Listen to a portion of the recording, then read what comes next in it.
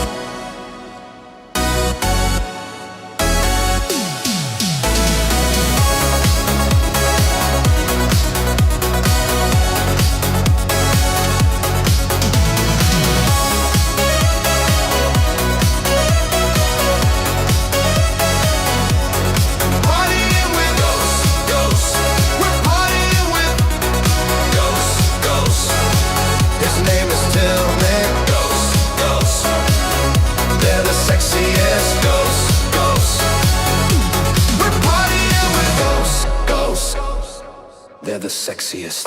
Ghosts, ghosts. No gay demon masks, just ghosts, ghosts. Ladies and gentlemen, boys and girls, I want you to join us in welcoming the world's greatest DJ. His name is Till Mix. Ooh yeah, we partying with ghosts, ghosts, ghosts, ghosts. They're the sexiest. Ooh yeah, partying with ghosts, ghosts, ghosts, ghosts.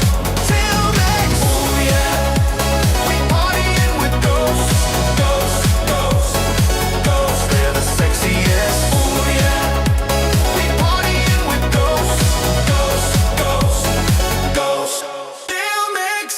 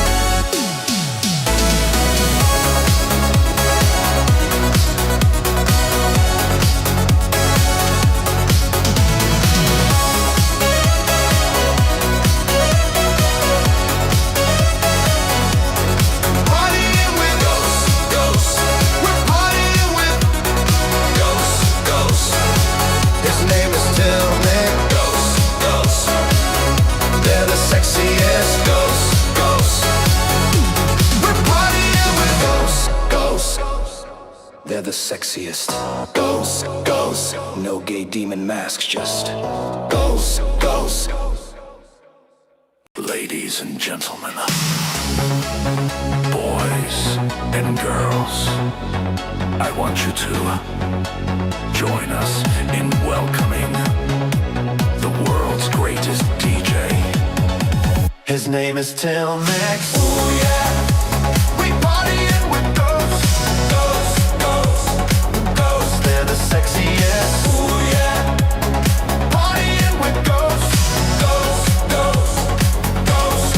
Till Max. Ooh yeah, we partying with ghosts, ghosts, ghosts, ghosts. They're the sexiest. Ooh yeah, we partying with ghosts, ghosts, ghosts, ghosts. Till Max.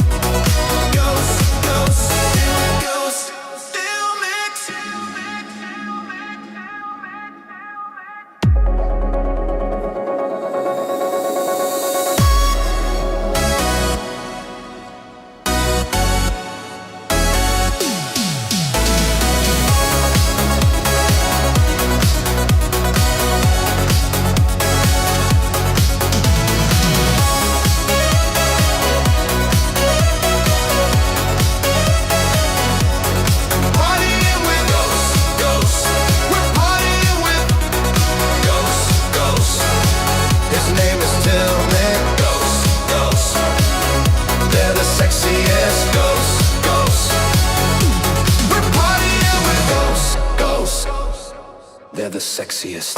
Ghosts, ghosts, no gay demon masks, just ghosts, ghosts. Ladies and gentlemen, boys and girls, I want you to join us in welcoming the world's greatest DJ. His name is Till Max. Ooh yeah, we partying with ghosts, ghosts, ghosts, ghosts. They're the sexiest. Ooh yeah, partying with ghosts, ghosts, ghosts, ghosts. Till Max. Ooh yeah, we partying with ghosts, ghosts, ghosts, ghosts. They're the sexiest. Ooh yeah, we partying with ghosts, ghosts, ghosts, ghosts. Till Max.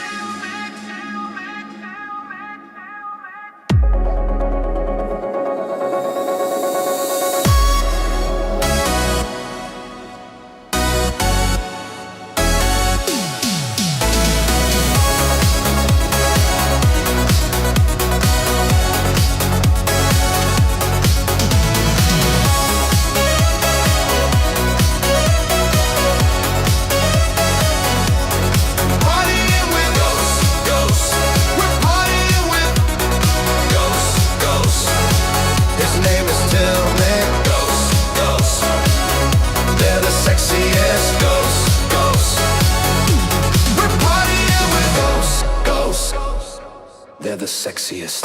Ghosts, no gay demon masks, just ghosts.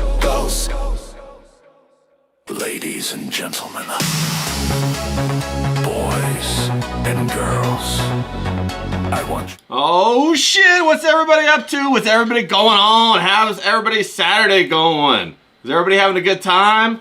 I sure as hell hope so, man. What's everybody doing out there? And I just saw John say, Ray, I thought you was going live at 3.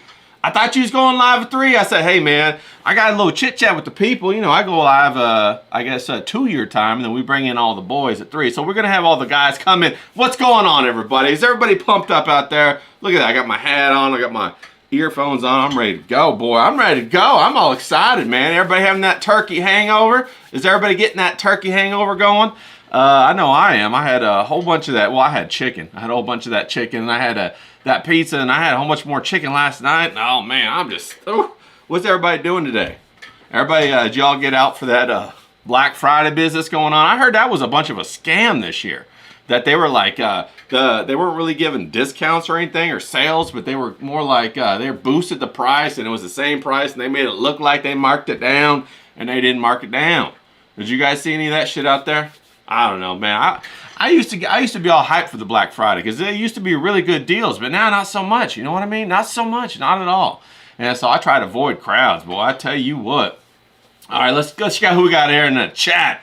We got Hillbilly Harry, of course, my main man, down the hill. Now I gotta say down the hill because you know, we got that big old El Cajon Pass, man. That's quite a big 4,000 foot drop. Shout out to Hillbilly Harry out there, my man down the hill. We got Carrie C. What's going on, Carrie C? How you doing? Good to see you. We got Pat as always. Double shaka to Pat. What's going on? Hell yeah. We got DJ John.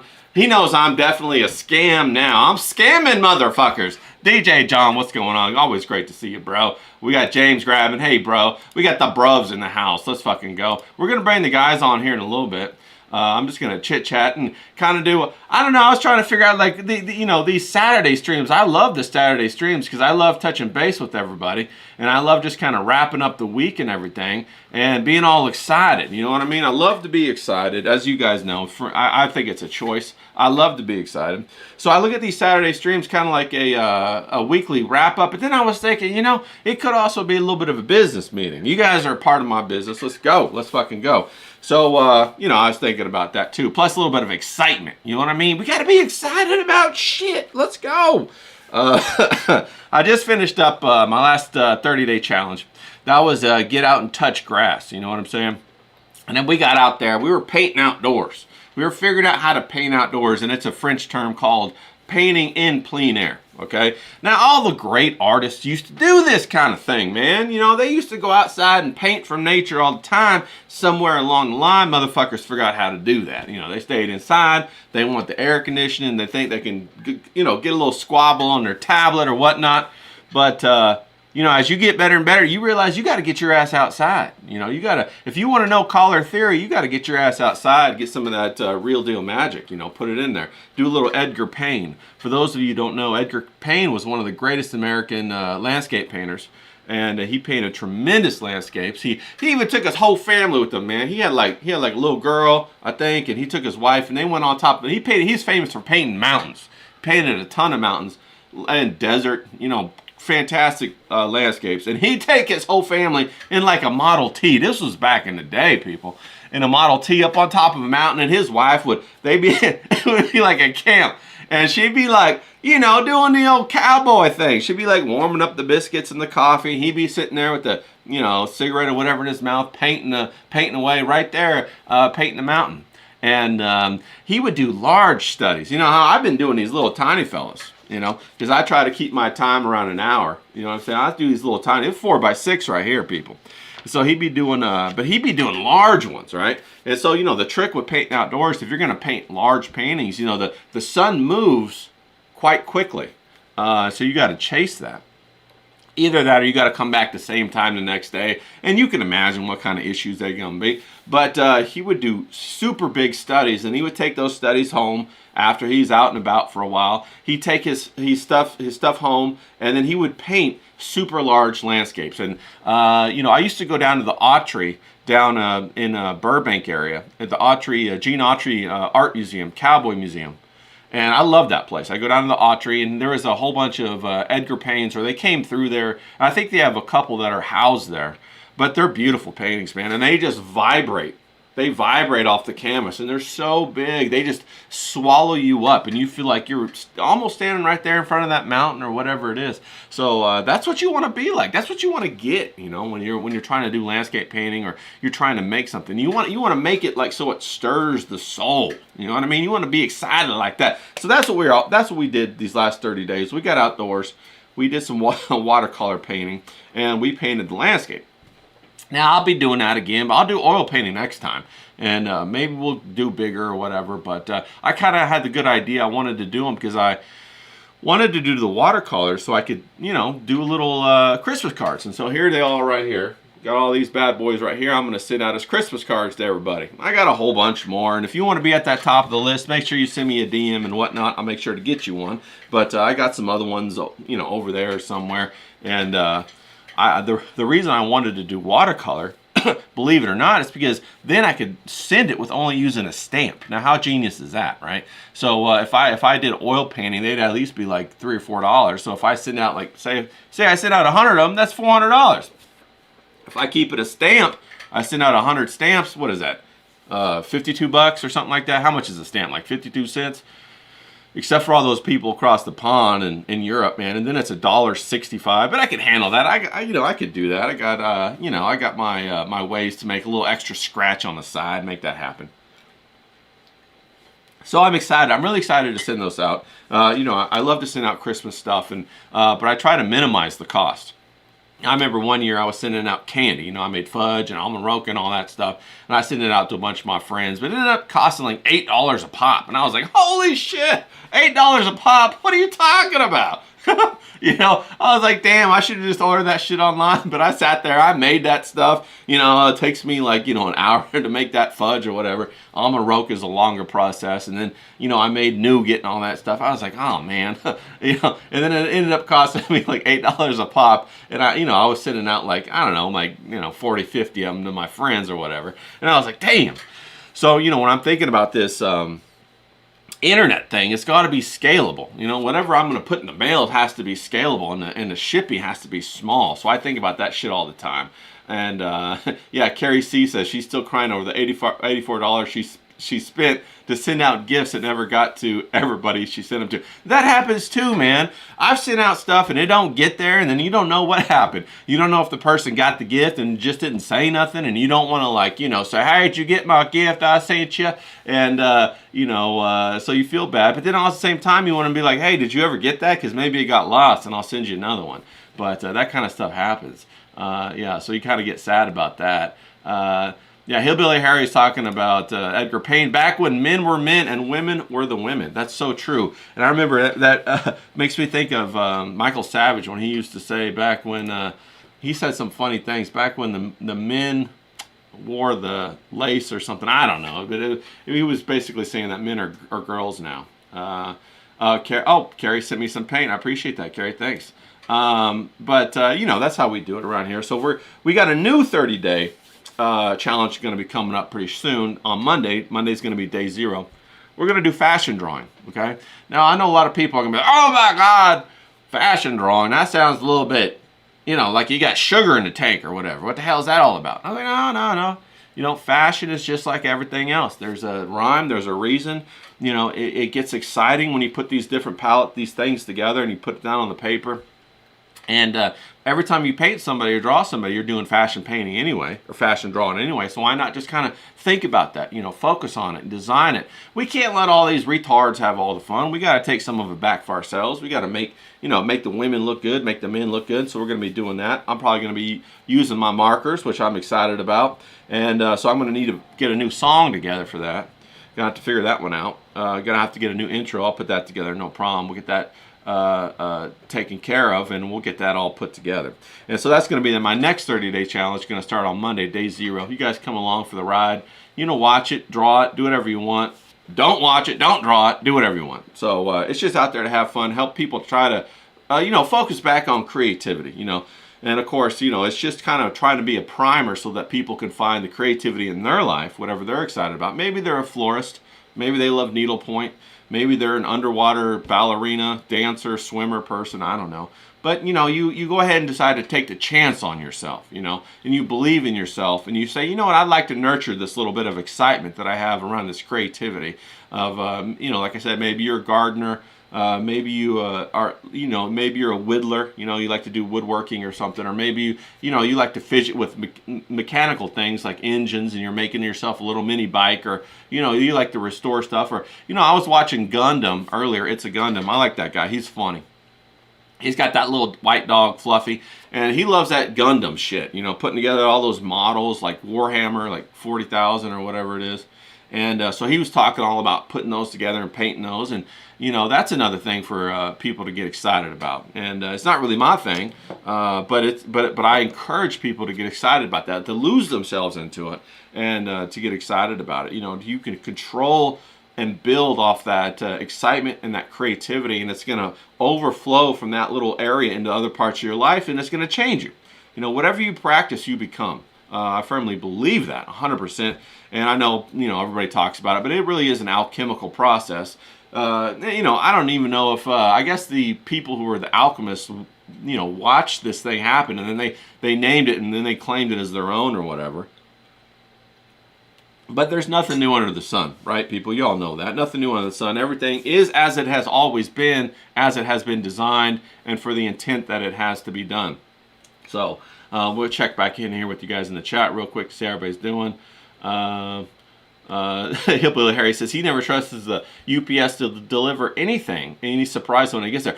Bro, Harry, facts, bro. The post office is crazy. They lose packages all the time, and I'm becoming more and more aware of that the more I mail stuff.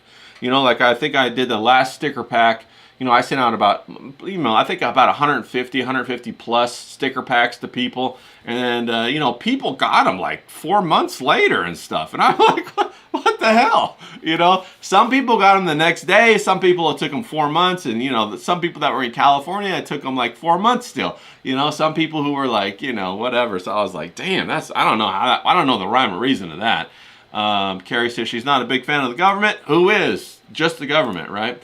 Let's see here. What else we got? King Yeti, what's up, bro? Hey, good to see you out there in the chat. What's going on? Hey, he loves to have all the fun. Bro, that's what we want to focus on. If you can focus on fun, fun will change your life. It's the truth. And I it's crazy that everybody says, oh, you can't be having fun. You should base your life around fun, okay? And, I know that we think about fun as in it's frivolous, but it's really not. Fun just means that we are completely engaged in the moment. We're completely and utterly focused on that object or that process or whatever it is that we're doing. And we should look to fun as an indicator that that's how we should channel our lives. That's 100%, bro. I can't agree with you more. I remember when I was younger, you got them obligations pop up. Well, you can't go out and play with your friends until you finish your calculus homework or whatever the hell it was, right? But, it's funny enough that all those cliches that people told you end up to be wrong. Like they all said that life isn't a popularity contest. Yeah, it is. Life is a popularity contest, okay? If you could be popular, you could forget about calculus. You don't even need it, you know what I mean? So that's pretty crazy. Carrie C says she loves the stickers. She had a bad day, went and get in the mail, and they got the stickers lifted her, made her happy. That's what it's all about. That's what I wanted to happen. And speaking of that, I got a new sticker pack. I'm working on one right now, and I saw that my sticker people, I use the sticker app people, they're having a 25% off, so I got to hurry up and get them in. I got to try and get a hold of that 25% off, but I already got a couple cool designs, so I want to bounce them off you guys, see what you guys think. Now, of course, I'm going to do that Mersh Holy card. That's definitely one. And that's going to be an awesome design. It's going to have that prismatic metallic around the border, and for its halo, it's going to be awesome. So I'm stoked on that. Now, I'm wondering, should I do a Joe Froggo? This is a great Joe Froggo. I love the frog with the fairies, and he's having a tea party out there in the garden with the fairies and stuff. And I think I can make that one really cool, so I'm excited about that one. You know, I'm thinking about maybe should I do a clip of one. Did this clip of artwork, kind of hard to see a little bit right there, but I'm thinking about doing that one. Of course, and then I got a Gundam on a motorcycle, so I was thinking about doing that too. You know, I'm kind of excited. And then I was thinking also about maybe I could do a Louis. What do you guys feel about a Louis sticker? Or maybe that Clarence sticker with the butthole sticker. That one's a fun one. So those are basically the 5. I'm trying to hit 5 stickers. 5 stickers for every pack, if you know what I'm saying. That keeps people pretty excited and keeps them looking forward to it. And so if you guys have any ideas of maybe stickers you'd like to see, you let me know. And you know, I want to do I got all my Ravens out there. I got to do my Raven stickers. I got a whole bunch of that. I got a whole bunch of other stuff. And I have to update my website. My website right now is kind of, you know, basic. It's kind of terrible. But I got to make it so people can purchase stuff off the website, because I got all this material, all these products, all these ideas that I'm going to put together. And one of the ideas is I'm putting all these cartoons into a book. So I've been doing these cartoons. Here's one I did last night of The Biggest Problem. Did you guys watch The Biggest Problem? I couldn't believe when Vito said he was the Santa Claus. That he did the Santa Claus for his mall. Did you guys see that? I couldn't believe that. So of course I whipped that up real quick. About Dick taking his kid and seeing Vito as the Santa at the mall. Could you believe? He's like, oh, hell no! So I thought that was hilarious. So what I'm going to be doing is I'm going to be taking all of those, you know, I have all of them scanned basically. I don't know how many cartoons it is. It's well over 100. It could be over 200. So it might be a 200-page book. But I'm going to put that together, and I think I'm going to roll that out around February or March. And just do like a little crowdfunding for that. Whoever wants to get one, we'll have the stretch goals. It'll be fun, bro. Come on. We'll do all kinds of stuff. We got Ben, you know, I don't know if you guys know Ben. He's base art department. Ben, he makes those metal cards. We'll do some fun metal cards. Maybe do a Mersh Holy card on one of those. Then maybe even a Zippo lighter or two. You know, that could be fun too, with a little bit of engraving and stuff like that. So I'm looking forward to that. Also, I'm working on that Kitty City. You know, we're grinding on that still. That's a good story. You know, and I love it. I love it. I love the story. I grew up reading comic books, right? But you know, I'm gonna tell you how I got into them real quick. This is kind of funny. All right, you might not expect it. I was never into comic books for the stories. Well, the way I got into art is when I was young. Of course, you know, every kid does artwork. They all draw and all that kind of stuff. And, you know, they do all that, you know, crazy action, right? And they draw and have a good time. And then at some point, kids deviate and they pursue other passions, right? Well, I'd never deviate. I always loved drawing. And I went to the Burger King Kids Club. I love that. And one day I went to Burger King and I was so excited to get the Kids Club. They had their new rollout, but it all looked like shit. I got upset. My mom said, you think you can do better? I said, hell yeah, I could do better. I think I was 9 at the time. I was 9 years old.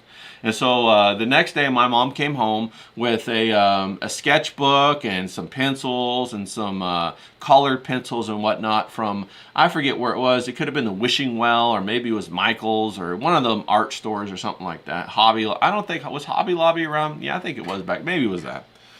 And so then I started drawing. Okay, so the first thing I started drawing was the Burger King Kids Club. Then I quickly went through that, and then I started drawing all the little books that used to come with the Nintendo video games. I drew Mega Man, I drew Mario, I drew Punch-Out, I drew everything I could get my hands on. I drew it and I loved it. So I went through those and I was done. And then I was kind of like, okay, well, what am I going to do next? I don't know. And I think I was at the store, and I saw a comic book rack at the store. And me and my brother, we went over there and we looked at it, and I saw a Wolverine. I saw, this looks pretty cool. So I took that home and I started trying to draw Wolverine and stuff. So I liked that. And then my mom found a comic book store that was close to our house. And at that time, we lived in Sacramento, in California. And so I went to we went to the comic book store, and I was like amazed. I couldn't believe it. Like, there, you know, wall-to-wall comics and all this kind of stuff. And I was walking through and I was just like overwhelmed by it all, right? And then at the end of the aisle or whatever, they had all the drawing books and stuff. And they had like all kinds of different drawing books. And back then, Bern Hogarth was the big guy, the drawing guy. And he had just put out 5 or 6 really nice drawing books. And those were the first drawing books I ever got. Bro, they were way over my head. I think I was like 9 or 10. And this guy had anatomy and all this shit going on. And I was just like overwhelmed by it. But I did get a couple of the comic books, and I started drawing the comic books. So then I started getting the Image comic books, and there were all kinds of comic books, and I didn't care about the story. I didn't read the story. I just drew the art inside the comic books.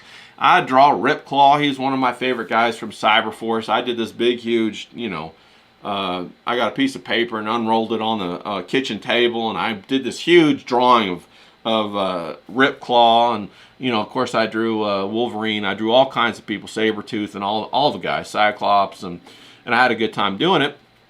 And that was my primary motivation for comic books. I would get the comic book cards, and I would get the comic books, and if the art was good, I would just draw the art, and I would keep the comic books to the side. And of course, I got the Dale Keown, the Pit when that first came out, and the Max, and, with the other guy, and all the Mark Silvestri stuff that I loved. And I basically identified which comic books I wanted based upon the art, based upon the artist, and I didn't care about how much it cost or whatever, and all that kind of stuff. So I was really excited about that. Then flash forward to my college days, I was still doing the comic books, and then one day I went to a comic book store next to my college, and I got some comics, and I brought them home to my dorm room, and I was looking through them, and I was so mad because that's when they had brought in the digital coloring, coloring with the computer. And it had totally, removed the artistic quality and artistic value from the comic books. And I got so mad. Shout out to Warfist out there. And I got so mad. And I really got disappointed, right? And so then at that time, I stopped collecting the comic books. And I still got my collection back there, but I stopped buying new ones because I was just pissed off about the whole digital coloring thing. It made everything just look terrible to me. And the reason being is because when you paint something, you're supposed to paint the facets, okay? So if you're looking at like a diamond, that's what I mean by facets. Every, little facet has a different color, right? And you have some hard edges in there, and that's the way you're supposed to paint. You're not supposed to make everything super smooth, okay? You make everything super smooth, it starts to feel squishy, like it's made out of foam or rubber. And that's how they did the coloring back then, is they used that gradient tool and the softening tool, and I hated all that shit. And so I swore off of computer artwork. But when I was in college, I went to all the art classes I could take. I took a watercolor class, and I took all kinds of stuff, and all of the professors were really excited that I was in their class until they figured out I was an engineering student. Then they stopped talking to me. They were like, "Fuck you, bro. Get out of here." So I thought that was interesting. The engineering guys were all cool with it. The professors, "Oh yeah, that's great. Yeah, well, do the watercolor to help your engineering, blah blah blah." But the watercolor and the art people were like, "Oh, what? You're an engineer? Well, I shouldn't be giving my time to you." And so that was my first experience with the artistic left, I guess you'd say, or that world of the liberal concept of the artists. They're all butthurt about anything. They think they're so dynamic and engaged and everything, but they get triggered about nothing and they hold grudges forever, bro. Don't hold grudges. Let all them grudges go. You don't have enough time. You got to be successful. You got to be happy. So I tell you people out there, if you got grudges, let them go. Fuck all that shit. We ain't got time. We got to go on and be happy, okay? So anyway, so that's how I started transitioning from comic books, and I started studying real artists, and finally found my way to Taiwan, and I studied in Taiwan with a master oil painter, and the rest is history, as they say. So I forgot where I was going with that story. That's why I kind of wrapped it up right there. Can you tell that? I kind of forgot a little bit. But anyway, we got some really cool streams coming out next week. On Tuesday, we're going to have Matthias Adolfsson, and he's this guy right here. He does all this kind of stuff. He's from Sweden, and he's worked with just about everybody, man. He is an incredible artist. Love him to death. So I'm really excited to hear what he has to say and his take on creativity and artwork and all that kind of stuff. So I'm pumped about that. And then on Wednesday, we're going to have the Bruvs United, where we're just going to mash it up with the boys. And love those streams. Those are so much fun to have as a hump day stream, the Wednesday, that little oasis, little island in the middle of the week to kind of give me a little bit of relief. You got to talk with the guys and, chop it up and have some good time. Then on Thursday, I think we might be having an English stream. So I'm working on that, a stream based upon England. On Friday, we might have a political stream. I'm working on that, so I'm excited about that. I'm trying to also get the artist Patrice Garcia. You might know him. He's a little guy who worked on a little thing I like to call the Fifth Element. He did all of the concept design work for the Fifth Element. That fantastic movie came out back in 1997. A really groundbreaking movie. Had one of my favorite actors and Bruce Willis in it. Had was it Chris Tucker? Hilarious. And it had Gary Oldman in it, and he was wonderful in it too. And so I love that movie. Love everything about that movie. And so I'm trying to get a hold of him. And he's all the way over there in France, so that might take a second, okay? And then I got another French artist who I just kind of came across, and he's in France as well. And he don't really speak too much good English. I was talking to him and I said, hey, can I interview you? Can I talk to you about art? Can I talk to you about creativity? And he said, I'd love to do it, but I don't speak English very well. And so, I got to figure out a solution for that. And so my solution, I'm thinking, is what I'll do is I might just create the questions and then just record with him and then have the Zoom or whoever do the translation, and do subtitles or something like that. I think maybe they can do that. We'll see if I can make that happen. But he's a great little artist, and I love finding artists in other parts of the world. You know what I mean? Because we have so much that's different, but we can connect through the art. And so then we can use that to explore the differences. And I love that. Like, how's your culture? What's going on with your food? What's it like with the with the women over there? What's it like with the men? How's the relationships? What's going on with the government? All that kind of stuff. Much like we did with Ebai, but Ebai speaks fantastic English, and hopefully I can work on my Spanish a little bit so I can get Ebai back on, and we'll hablar en español un poquito, a little bit about that. So that would be a lot of fun. But I'm working on getting that, and we're gonna have Ebai back on here pretty soon. It's about that time. It's getting to be about that time. I love that guy. He's working on a lot of great projects. I just saw he put out another comic, and it looks fantastic. He does great work, so I'd love to have him on. Another person I'm working on is an English a member of the Royal Society of Watercolor Artists. I'm trying to get a hold of her and trying to coax her to getting on. I invited her on a little bit ago, and she said, I don't know about all this coming on the internet. I don't know about all this streaming bullshit. Of course, she didn't say bullshit. I added that. And of course, she's not talking in a southern accent. I added that. I can't do an English accent. I'm not as good as these other people out here. I'm not good at them. I can do a Russian accent. I can do a Chinese accent, but I can't do an English. I wish I could, but I can't. So I'm working on getting her on. I think that'd be a lot of fun to have her on. And then, like I said, I'm trying to upgrade my website. I got to get that bad boy fixed because I want to get off and running in the new year. And I want to get that first campaign of the book with all the cartoons in it, and I want to make that a lot of fun, man. I want to give back to the ROTC community, and all the communities that it touches, because you guys, a lot of you guys came from there. You guys have been such a huge blessing to my life. Everybody. I've met so many good people from that community, and it's just really been an uplifting. To me, especially when I have my rough times. And, I'm pretty much stable. I'm pretty much, this right now, what you see is what you get pretty much all the time. But there's been once or twice, especially in the last 4 or 5 years, that I've had my bouts with a little bit of being depressed and being down on myself. And, the worst kind of thing you could think is I'm not going to make it, I put all this time, this effort in this direction, and, well, fuck me, and that's a pretty big gulp to swallow, if you know what I'm saying.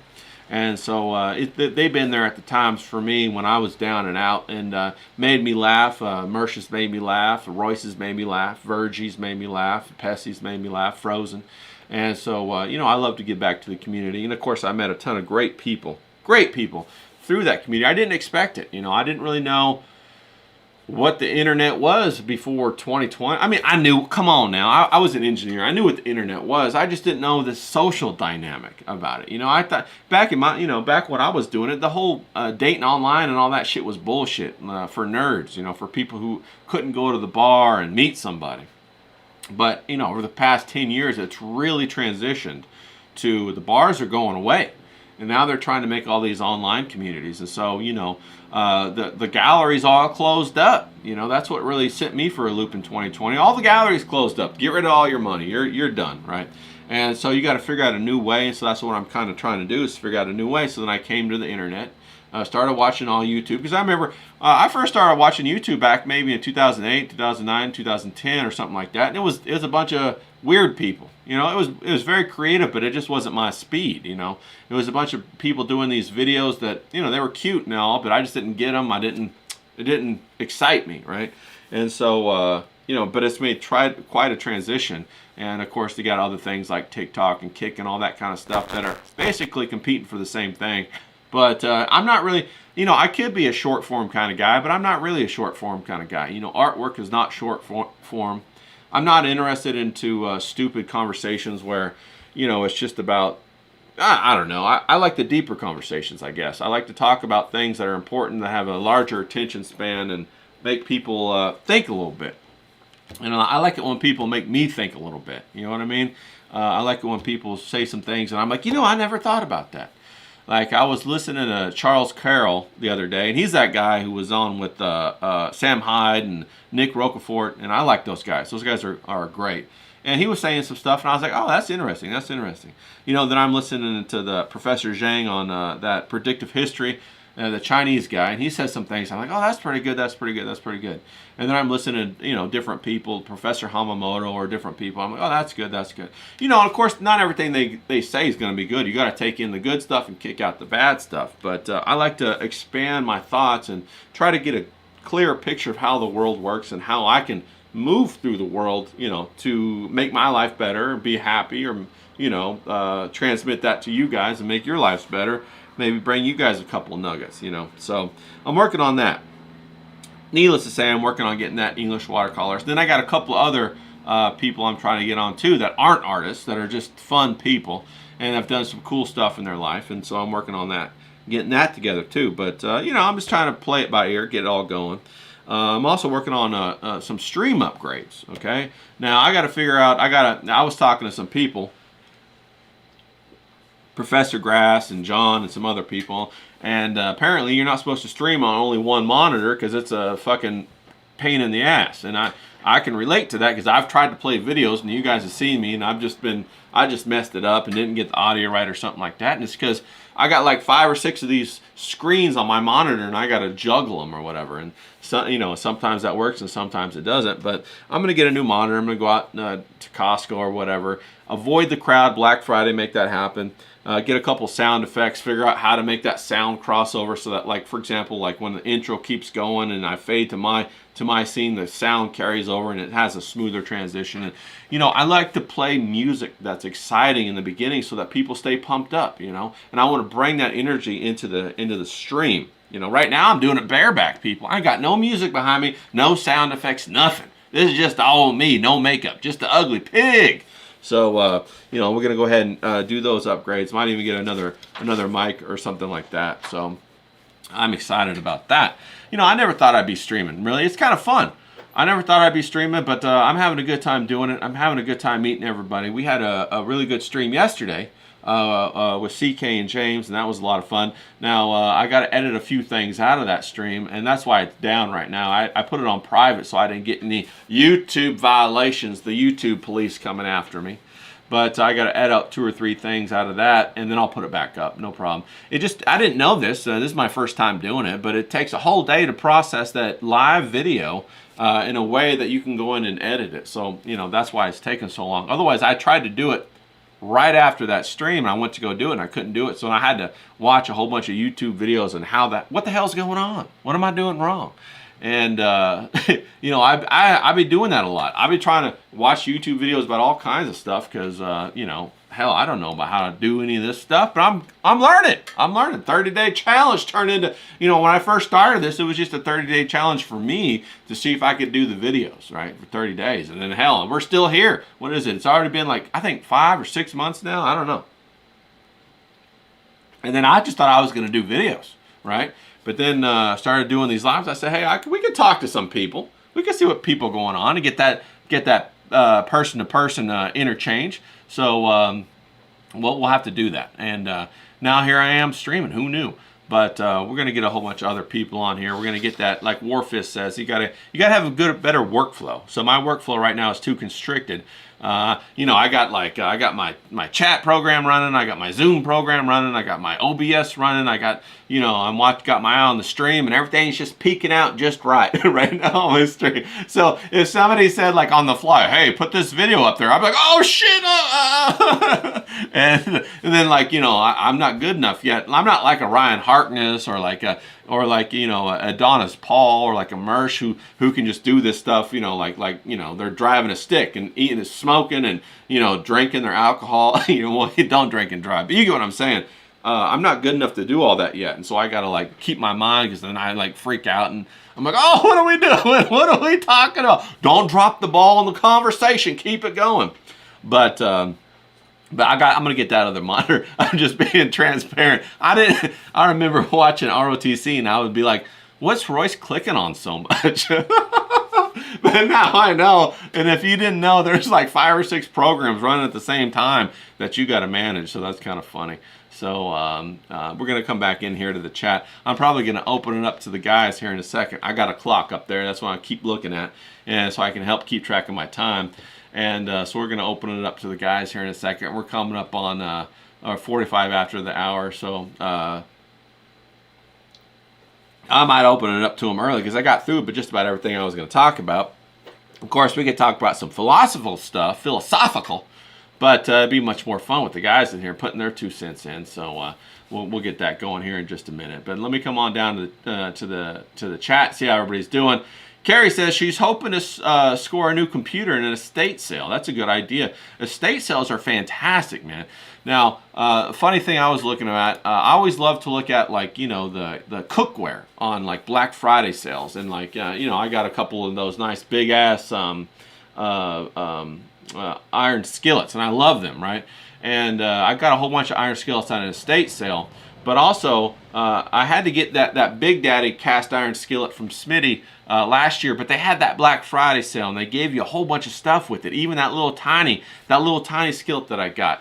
And this year, they're doing it different, though. You have to spend even more money. So last year, you had to spend like $300 or something. This year, you got to spend $450. I was like, I don't need a $450 worth. Fuck that. I'm not doing that. So the Black Friday sales are definitely less and less. But Carrie's right. Go check out estate sales. They got great stuff that you know, a lot of stuff is really kept well and intact. And you know, I've gotten some sterling silver things and some different stuff there, and it's pretty cool. Warfist says he needs to get a couple more monitors. Bro, I agree. Got to get more monitors. Carrie C says she enjoys watching. I appreciate that, Carrie.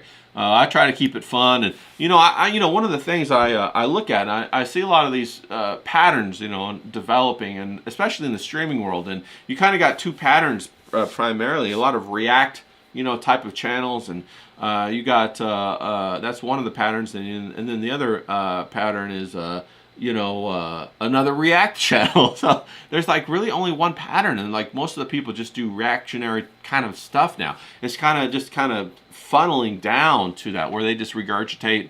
And not that there's anything wrong with that, I'm not saying that. But you know, when you're an opportunist like I am, I'm an opportunist, you got to look at where the pattern is not, and then try to position yourself in that place. And so while I'm looking at all this AI, the other things, the AI slop, all that AI garbage is funneling into YouTube right now. You got to look at what is going to be valuable. To me, what's going to be valuable is the relationship component. You know, becoming an authentic person, and then projecting that onto the stream, and then connecting with everybody, all you guys out there in the stream. And that's what I really want to do, and that's why I like bringing on the guys, because I want it to feel like that camaraderie. You know, like you got that group of people. And, you know, to some extent, I want to make that available to people, because it was something that I needed. That was one of the big things that I got from ROTC. And like I already said before, I watched Abba and Preach for that too. I remember the first time I watched those guys. You know, Preach's laughter was just like, wow. It was very, it was like, it was very refreshing to me to hear him laugh in such a deep, genuine way. And I kept watching them because of that. John says there's some great Cyber Monday deals. I'll keep an eye out for you guys. All right, fantastic. I appreciate that, John. I love it. Let's see what else we got. The bar scene is always Warfist. The bar scene has always been a horrific experience as far as I can tell. bonfires are where it's at. Well, I've always had a good experiences at bars. Now, I have gone to bonfires, but the bonfire thing wasn't really an open type of environment, meaning that like usually if you go to bonfires, you have to be invited. Or there's already a group of people that are going. Whereas, when you go to bars, you can kind of walk up and make new relationships. And so for me, the bar scene has always been good. I wish I had more of a cultural scene like they have in other countries. Like in China and Taiwan, and they have night markets, or they used to. I think they still do. But everybody would go out to these night markets, and the night markets were huge, bro. I'm talking like 20, 30 blocks, huge. And they were something that happened like once or twice a week. And everybody would go out there and they would get their food and they would all meet up and have a good time. And that was the way that they did it. And then there's in other cultures like Greece and stuff like that, they have different things along the same lines. And I wish we had that. But the closest thing we have here in America is the bar scene. And so we would try to go out and, I lived in San Francisco. They had a fantastic bar scene with all kinds of different places, with all kinds of different food and happy hours. And it was a very happy hour centric type of city. And that was a lot of fun. You meet a ton of people doing that. And so that was great. But, that's specialized to those cities. And then when I moved to LA, I lived in the South Bay in Hermosa Beach, and Hermosa Beach is right next to Manhattan Beach, and they had a really good bar scene, a really good nightlife situation down there, and so that was really refreshing. I got to know a whole bunch of the owners of the bars, all the bartenders, and everything like that, and so that was really good. And I could go down there, and after you get to know these guys, they end up giving you, I'd go out there and drink all day, and my tab would be $7. Okay, I'd drink like Don Julio or Patron or whatever all day, and they would just give me a $7 ticket. So I would probably drink like $150 worth of liquor, and they just give me just $7. You meet all kinds of people. And then, like I mentioned before, when they had like stuff like shuffleboard, we would have huge shuffleboard tournaments. That was a lot of fun, and we would get like 30 or 40 people around the table. And shuffleboard tables are long. They're about 30 feet long, and you slide these little discs that are on top of sand on top of like the board, and you try to knock them off and try to place them for points. It's a lot of fun. And so it would be very exciting. And then down there in Hermosa Beach, Manhattan Beach, the volleyball people came through, beach volleyball. The pro tours came through, and then we had like a whole bunch of college women's volleyball came through. And so you got all them college women down there, bro. That was a lot of fun. A lot of fun, had a good time. So it was a lot of fun, but I understand that it's not, I'm not talking about a bar like in a strip mall or something like that. I'm talking, this is different kind of bars, right? This isn't like TGI Fridays or anything like that. This is something kind of different. But that's a lot of fun. What else we got going on here? I'm spending, everybody's talking about that they don't want to spend any more money at the corporate stores. I'm noticing that more and more. The corporate stores, they're not really giving you the deals that they used to give you. Not only that, but also the products that they're giving you isn't really the same as they used to be. They used to be quality products. Now they're giving us a whole bunch of crap. Hillbilly Harry, he knows what I'm talking about. The SoCal beach scene is very cool and fun. Yeah, you got Redondo Beach right down there. Redondo Beach has tons of volleyball courts. They have that harbor right there. A whole bunch of food, a little mall scene, outdoor mall scene. And then if you even go further south, you have, what is it called? It's right before you get to Pacific Palisades. You got a huge outlook looking over the ocean. And I forget what the people call it, but it's they call it like Tuscany, a little Tuscany or something. But it's reminiscent of something over in Europe about, there's a word for it. It's escaping my mind right now. As it often does when I'm on stream, you know what I'm saying? It'll come to me as soon as I get off stream, and I'll be like, boop, there it is. That's what it's called. In fact, I almost remembered it right there. But here, let me go ahead and start up this Zoom right here. Let me just create this new meeting, and we're going to get the guys in here. And we're going to have a good time with the guys, man, because I love talking with the guys. And, as we get going, we're going to have more and more guys come on here, more and more people. Women, too. Women are always, I love women. Love having women around. Of course, you have to screen the women a little bit, you know what I'm saying? Make sure they're not all crazy. Well, who knows? Maybe the crazy women will be great. Maybe that's what we want. a little bit of crazy women. So we'll see about that. But let me go ahead and put this in the link with the group right here. Let me see where am I at? Where am I at, people? Here we go. Here we go. Here we go. Right here. So I'm dropping the link in the Bruvs chat right now, and there we go. All the guys are welcome to come on here. And like I said, I want to get more and more people to come on and put their 2 cents, as long as they're respectful and all that stuff. We could talk about just about anything, you know what I mean? We could talk about all kinds of crazy things, just as long as you don't get my channel nuked. Don't be bringing no crazy things on the camera. None of that craziness now. No nudity, no weapons, none of that bullshit. You got to keep all that solid, okay? We don't want none of that to have happen, you know what I'm saying? So, but yeah, no, the Southern California beach scene, oh, it's called the Riviera. I told you I'd remember it, the Riviera. Right down there, just south of Redondo Beach, right before you hit Pacific Palisades. No, I mean, right before you hit, not Pacific Palisades, I'm sorry, that's much further north. Right before you hit, what is it? Palos Verdes, that's what it's called. Right before you hit Palos Verdes, it's called the Riviera. And it's very beautiful. It's fantastic. And of course, there's a lot of volleyball down there. And, you know, you can ride your bike up and down there. You can ride your bike all the way from Redondo Beach all the way up, all the way up. I know you can ride it to Venice and just a little bit north of that to the beach north of that. Of course, it's escaping my mind right now. I want to say Capistrano, but it's not that. It's and not San Clemente either, but it's damn it, what is that? You know what I'm talking about. The nice beach, the rich beach that everybody talks about. Goofy Boots, what's up, bro? Good to see you in here. How you doing? Always good to see you. If you guys don't see that link, we got let me know. Okay, hold on. We got James up here, about to bring him on. Let me get that going on. All right, let me get that right clicking. Okay, we got James. What's up, James? Good to see you, bro. How you doing? How's it going, man? You all right? Yeah, it's going pretty good. We got you. Let me see here. Why do I got you frozen? Oh, no, that's not what I wanted to do. Let me click it around. You know, I keep opening all these other windows, and I hit the wrong button, and it opens Discord. I'm like, fuck, why did I open Discord? Okay, here we go. Let me see how we're going right here. And like right now, sometimes when I'm running the Zoom with the OBS, I have to put the right window in the right area, or else it freezes it up a little bit. I don't know why it does it. James, how you doing? Did you go out to any of the Black Friday sales? Did you see any of the people out there? No. It's not for me, bruv. I tell you, I don't want to get harassed by a bunch of Chinese. You know what I'm saying? Oh, is that oh, that's true, huh? A lot of the Chinese people get out there on the Black Fridays, and they have a whole bunch of it's amazing, isn't it? Stuff going on. They're the wealthiest country. They're the wealthiest country. They're the wealthiest people. But the one thing the Chinese like is a good bargain. Mate, oh, they love a good something bargain. For nothing. If they get something, I'm just glad, right? After last night's debacle, I'm just glad that he's finally been sectioned under the Mental Health Act, and crazy grandpa ain't pulling no guns on stream. You know what I'm saying? Yeah, That's that was. I'm glad about.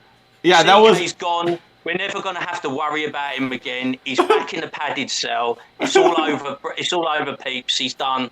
Thank God for that, man. I tell you. No, that was. Gun on me. that was kind of crazy. I had to pull that stream down right away because I didn't want to get popped by YouTube. Yeah. Man, they'll instantly like nuke your channel about that. So yeah, I know. We spoke about it, didn't I? Look, I'm an Englishman. Pull a cricket bat on me, pull a knife on me, pull a baseball bat on me, but don't ever pull a fucking gun on me, mate. I tell you, what are you doing? I was like, oh no. We got John in here. He just showed up. John, hey, good to see you, buddy. How you doing? You hear me? Yeah, I think you're good now. Yeah, you're there we go. Cool. You're plugged in. Yeah, we had a wild stream yesterday. We had a good interchange, but yeah, CK did get. I thought it was going to be a fun one, but someone gave CK cereals, didn't they? I mean, he really got into, someone gave him his pills and his cereals, mate. He was well into it, wasn't he? I thought CK was going to come on and it was going to be a nice little fun Friday, thank fuck it's Friday stream. And I tell you, he was on it, mate, from the start, wasn't he? He was putting the worlds to right, I tell you. He was mad, man. No, we were having a good time. Everybody gets that way every once in a while, but we just got to make sure the stream don't get pulled down. You know what I mean? I think he's perfect. For a political stream, you want CK on there, man. CK Yeah, is perfect. yeah. Yeah, you want to get after perfect it. for a political stream. Yeah. He's a big thinker. He gets into it. Yeah, you want him for those political streams, Yeah, definitely. you want to get it. You want to get after it. You want to talk about it. Now, I was talking to host Juan, and I was talking to him about getting on with you, and so I'll chat with you after that. So we might be able to do that here on one of these days coming Yeah, well, up. if you're not a member of the James Domenico Grabham Appreciation Society, then you're fucking drip, mate. I tell you, it's like game recognises game. You know what I mean? The main antagonist of Ethan Ralph recognises game in this guy. So you know what I mean? Like I said, I made a crack today. I might not be the smartest guy in the world, but I'm fucking grade A when it comes to entertainment. So yeah, I'm looking forward to it. I'll stream with anyone, honestly. I'll stream with anyone. Even if you don't like me, I'll stream with you. I don't give a fuck. It's fun. Yeah. You know, Just Yeah, don't let some crazy old grandpa pull a gun on me for fuck's sake. Jesus Christ. Oh yeah, or any nudity. Let's keep the nudity down to a minimum too. Hang on. Now, calm down. You know, I know. There's a few female admirers in the chat. I know Pat's a big fan, Kerry's a big fan, Chewy's a big fan. You know, Yeah. all the. You know, I will be doing once I've got my body back in shape, ladies. I plan on doing a calendar. So there you go. I'm working hard. You know, after spring, we'll get a calendar on the go, and you'll get to see James Grabham in all his glory. So, Yeah. Now, shout out to Julie. I hope she gets to feeling better. We all know that she was having a little bit of a medical situation, so I hope she gets to feeling better. John, did you get out to the Black Friday? Or did you stay home? Did you avoid the crowds? What happened? You know, I ended up having to get out there, not because I was going for Black Friday sale stuff, but one of my buddies is in town, and I had loaned out some studio monitors to another friend, so I went and picked them up, but I hadn't given them to him with cables, so I had to run out to get some cables. So I ended up going to the madness, but not for the madness's purpose. But it was quick. It was Guitar Center. They weren't too packed, so. Yeah, you know, I've seen that people were talking about how they're not very busy at all now. They're not the big deals. They're not like people fighting for TVs like they used to. So we're missing out on a lot of those, you know, good old brawls. You know, was it pretty low or? Well, I drove by Best Buy first, just to see, because I figured they'd have the cheapest prices on stuff just because they're such a big store. Right. And I saw how packed the parking lot was, and I was like, nah, I'm not doing this. Guitar Center's like 2 blocks away. I'm going there. Yeah. And Guitar Center was fine. Okay, so it was packed at Best Buy then. What's your main ethnic group, though? What's your main ethnic group? Ours is the Chinese. What's your main ethnic group that goes mad for the sales? Is it blacks? Well, down here we don't really have. So where I was at was a town called Hialeah. I'm sure you've heard Royce talk about it. It's basically the capital of Cuba. It's like the town where every Cuban that ever left Cuba at least stopped for a little while. So it's mostly Cubans. There's never anything too crazy. I remember back in the day, I think it was like Furby or something that everyone was fighting over. This was before the internet, so you'd see like local news, and that was kind of insane. But in recent years, nothing crazy. Everyone's relatively civilized in Miami for that. Do you think the whole retail thing is kind of falling apart? Do you think this big bubble of illusion, of fantasy, of the retail experience is falling apart?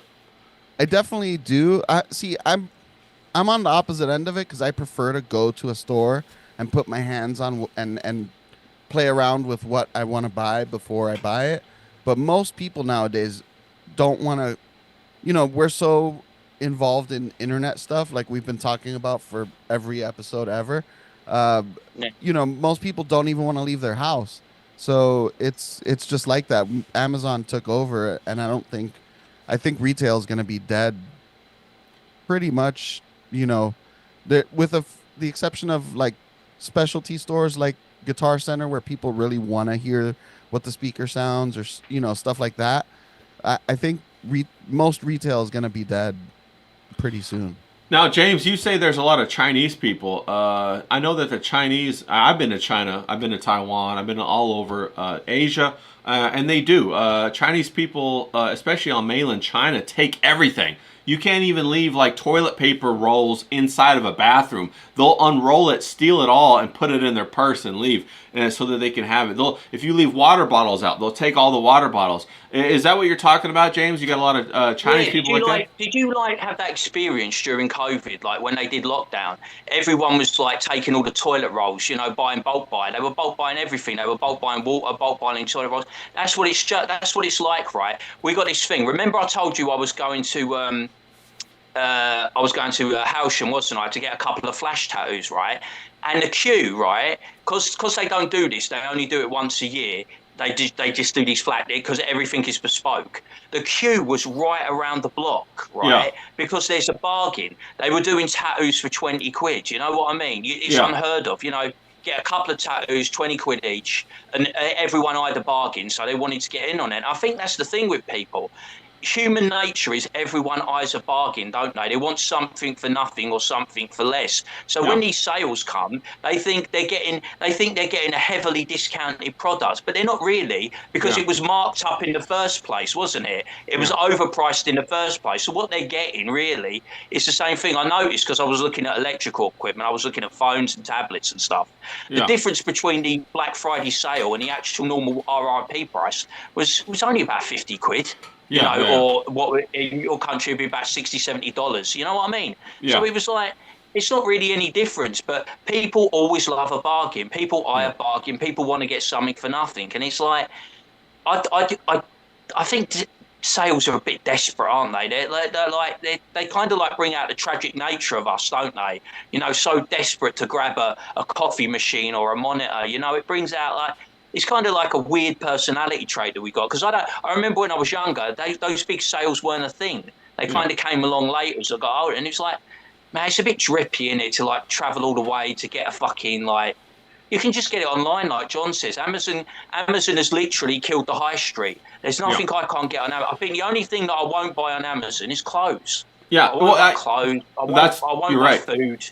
Well, you're right. Also, I won't buy high ticket things on Amazon because I've bought like high ticket electronics, and they like I've gotten them. They've been broken, or I could tell somebody else returned it, and so I don't do that. I buy directly from the manufacturer. But you're right. It used to be you would go to the mall or wherever, high street, like you say, right, and there would be a whole experience. There would be Santa Claus. There would be like, lollipop girls. There would be like, hot chocolate people. It would be decorated. It would be a whole experience that you would feel it. And now it's basically like a very transactional. And, a lot of Chinese culture is like that. They're very much at that end of the continuum where, the way that their economy and everything runs is that it's always a penny pinching best deal. Whoever can give the best margin is gonna win. All the way, it's a spiral of retail death over there in China. And I think it's going to be like, we were talking about that digital ID thing, and the digital ID is the gateway to the social credit system. 100%. I think that's I think that's John will probably know better than this because he's a sharper guy. But it's like one thing is leading to the other, and I think it's basically, you can imagine us being a lot like the Orient and Asia and stuff like that, where we're all dressed the same, we act the same, we talk the same. Regionality kind of goes away. Like with you, different states and different accents and different way of dressing and different cultures. That's kind of all getting eroded, and we're all going to be kind of walking around like Kim Jong-un, aren't we? Marching up and down like a robot. Like this, dressed like we're a waiter or something. And we're all going to be eating the same food. We're all going to be acting the same way. It's got that what's the word? It's got that fucking the Sylvester Stallone thing, like the Demolition Man vibe, isn't it? Where they're like, like the swearing. We're going to get ticked off for swearing, or if you act out differently, you're going to get penalised, and they could shut your bank account down, or take your money, or punish you in some way. I feel like we're all kind of being like coalesced into that groupthink, and it's kind of like John can explain what he probably gets it more than I. John, he makes a really good point. In Texas right now, I thought Texas was going to be the most American stronghold in the states. Nobody, don't mess with Texas. We're proud, we're Texan, but they're importing so many Indians that it's changing the fabric of Texas. Do you see that going on in Florida, or no? Is Florida okay? In Florida, Florida has never really had a lot of Indians or just Asian people in general. Middle You guys Eastern, get, yes. but you guys get a lot of Haitians though, right? Oh yeah, we've always had a lot of Haitians. So There's for a whole you little guys, Haiti here. it might Now not you've be. got no cats and dogs then. Oh, they're all gone.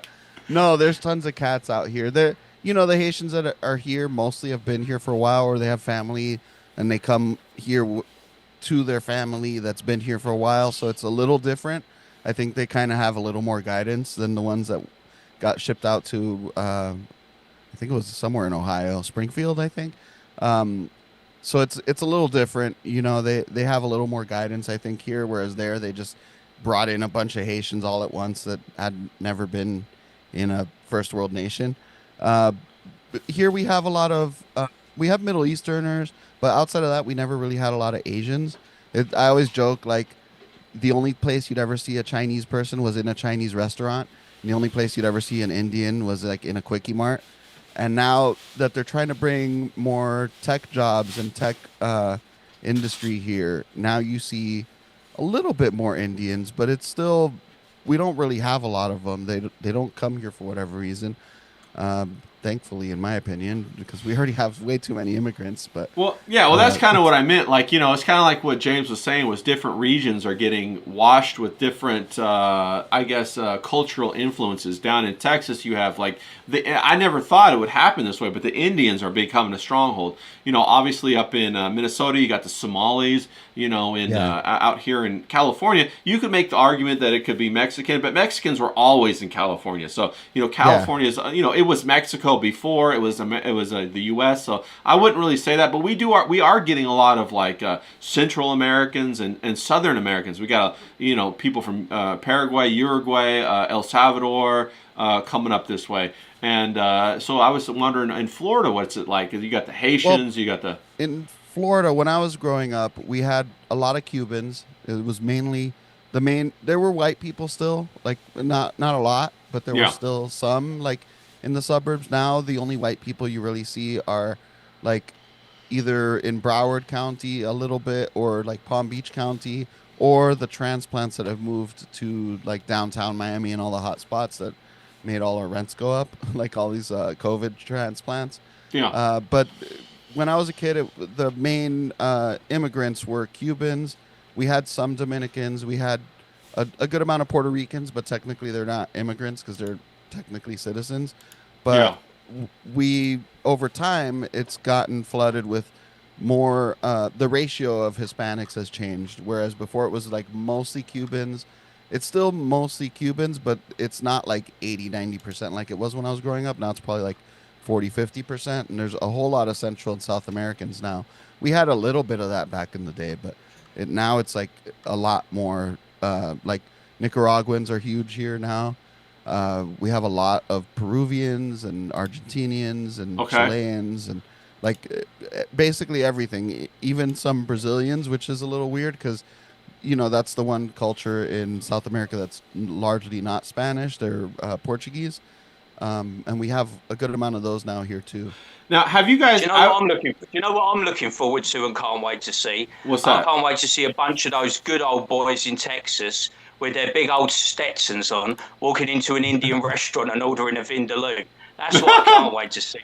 It's just going to crack me up when all their steakhouses are gone and it's just row to row curry houses and them ordering a vindaloo, mate, and having to can't believe how hot it is. They're having to gun down a glass of milk. I just can't wait, mate. I don't know. It'll be Indian restaurants everywhere. I agree. I don't think that the Texans are going to push back. I think they would have already pushed back if they were going to do that. The Texans, they had the migrants coming through the border, through the south, the border right there in the south, and it was going in a lot of the ranches. They were destroying a lot of the ranches, and the cops wouldn't do anything about it. So I don't think they're going to do anything. I think they're going to roll over. Unfortunately, I tell you, I wouldn't want to be that Minnesota. Like that would be the one that gets me. I wouldn't want to live anywhere with a bunch of Somalis. They are scummy. Okay.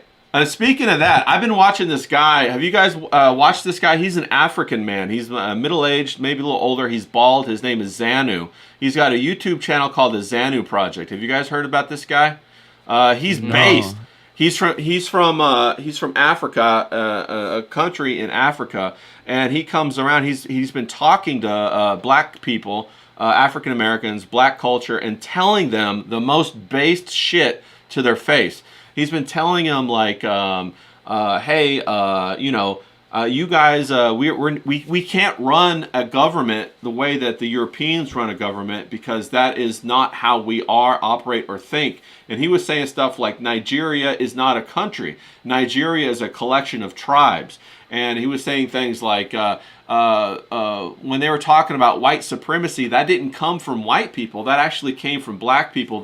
Black people gave white people that name in Africa because he said that when God spoke, that the white man was closest to his lips or something like that, and would bring all of these. I think I've seen this guy. Yeah, I have seen him. He would bring the white man would make the water come from the pond into your bedroom, and he basically talking about a whole bunch of based shit about how not to be a victim, and that what's the real psychological impact of what's going on in Africa, and how do Africans quit having this victimology or this victim identity in order Well, I said to you, didn't I? There's a different type of black. In London and where I come from, we have the Caribbean black. Like the Jamaican black. And they're sound as a pound, mate. They'll stand with the white people. They don't like the Indians. They don't like the Pakistanis. They don't like the Muslims. They'll stand with the white people. Tommy Robinson's got a load of Caribbean mates. You know what I mean? Yeah. They used to go to the football. They're hard men. They're stand-up guys. But you get the African blacks, and they're a pain in the fucking arse, mate. They're all a waste of space. You know what I mean? You've got, like we were saying, different tribes, different cultures.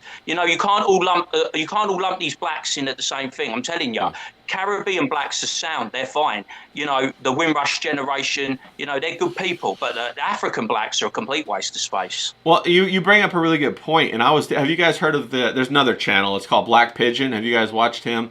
He talks about a lot of really interesting things. And anyway, he was talking about this concept of the Indian culture and how inside of the Indian culture, they actually are encouraged to scam. And if they scam things and they get away with it, it's actually everybody reveres that, like a rock and roll star, or like, there's somebody famous. And so they look at it like that. So my point being is that it's not really about blacks and whites. It's really about two different types of cultures. One culture is a high trust society where we want to focus on keeping a strong family unit, and working on refining the society. The other culture wants to steal from that group of people.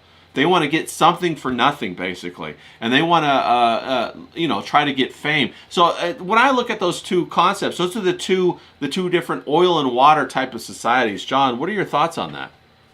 I definitely agree. I mean, it's an extension of the whole left and right? Like the left wants to tax people and redistribute that money to other people who aren't.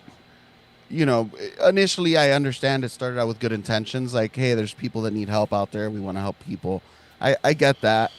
But, it's become like effectively, hey, there's lazy people out there who don't want to do shit for themselves, and we want to make sure that they're okay, instead of like trying to make them go work and be a productive member of society. It's kind of the same thing, that like what you're saying is an extension of that. There's societies that want to scam people to get money, and there's societies that actually want to take life by their hands and do for themselves so that they can make their own way. I think that's definitely a thing. Yeah, the reason why I bring it up is because it starts to really show itself during the holiday season. And the reason why I say that is because, like we were talking about, Christmas used to be so much more important. It used to be a really a synergistic kind of thing with our society. Like, everybody stopped for Christmas, Everybody, like, went out and had their cup of hot chocolate and hugged their kids and, ran around with their family or whatever, or had that whatever. And I've been slowly over the past, 10, 15, 20 years watching the importance of Christmas. Well, it doesn't matter if you're a Christian or not. We all know that the holidays is when everybody comes together with their family. And that's what we should be focused on. It's the importance of that family is being reduced. And that's kind of what I'm addressing. James, what are your thoughts on that? Well, my basic way of thinking about it, I'm not as elaborate as John, but for me, it's basically the right and the centre right at their core should be about faith and family, and they are. Majority of them are about faith and family. You've got a few wastrels, and on the left, it's about government dependency, isn't it? It's about focusing on the other. It's putting focusing on immigration, bringing people to the country that don't really have any right to be in the country, and the people that are in the country, the indigenous people of that country, like just throwing them to the wayside. They just basically, they care about what they can bring in, government dependency, and the right is kind of more about faith, more about culture, more about family. That's kind of like, in my simplistic way of thinking about it, that's what Now, I draw, especially in this country. This country is kind of like a country that doesn't like its history, is embarrassed and ashamed of it, doesn't like its traditional values. Christmas has become like, I don't know what you would call it, but kind of like a stain, something that a lot of people on the left are ashamed of, don't want to talk about, just want it to come and go very quickly so they can get back on focusing on things that they care about. You know what I mean? Yeah. They really find Christmas an inconvenience, Christmas and Easter, the two big Christian holidays. And why is that? Because they're based around faith and family. yeah. Now, James, we're single guys. John, we're single guys. James, does any of this enter your thought process when you're gonna date a girl? Now, not where you're at now in your life, John. Where you're at now in your life, when you're thinking about dating a girl. Asking me this question? That's why I'm. Generally, I think of aesthetic. You know what I mean? I will. First thing I think of is, how does this bird look? Yeah, she's quite appealing to me. Has this bird got a boyfriend? I don't care. You know what? No, I mean, yeah.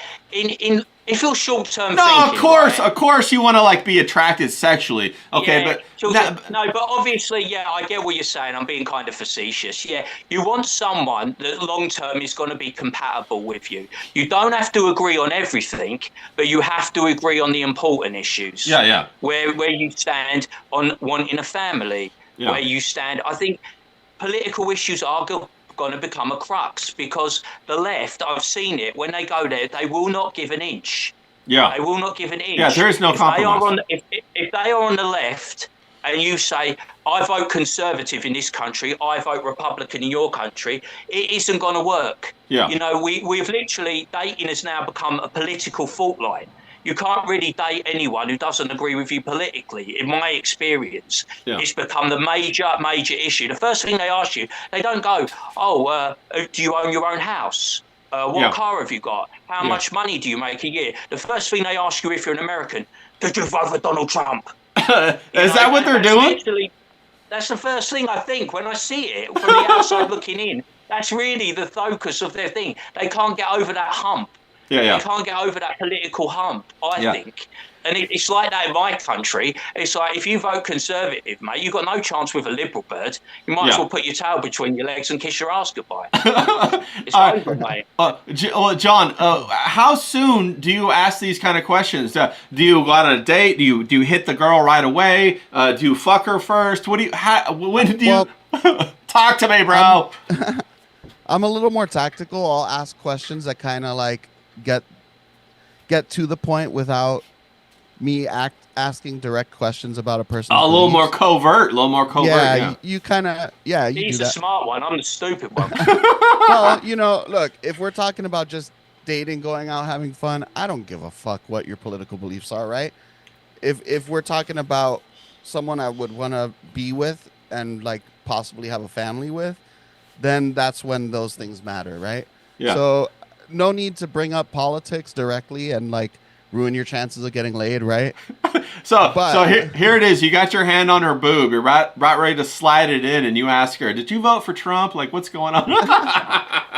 Well, honestly, at this point, like if you voted for Trump, that's kind of a negative in my view. At this point, just the way he's been, ever since the first 100 days, which were great, and then he just went to shit. So at this point, it's not even. It's not even relevant who you voted for. It's what are your beliefs? Like, yeah. Once Well, you get down to the why are women so brittle like this? How come there's such a hard line with women nowadays? There's no compromise. Why are they all programmed to be like, it's not even really important. What's more important is how you run your family. But they'll freak out like, oh my God, do you listen to so and so? Why do you think that is? I think we've been kind of subjugated, to get back to what you were saying before, like with how Christmas is kind of a stain. I think James was the one that said that. It's, we've been programmed in our own countries to be ashamed of our past and not proud of where we came from and what we became. We're programmed, oh, you guys had slaves, you're bad.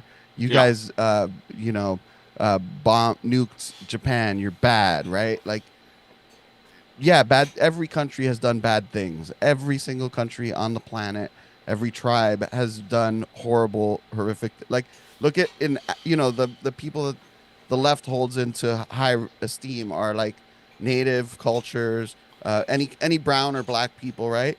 And look at what's happening in Africa, where there's tribes that like are genociding each other. Well, I mean, John, the one thing that I'd like to say to that is the West is the only place where there's not slavery. Okay, there's open slavery in the whole entire rest of the world.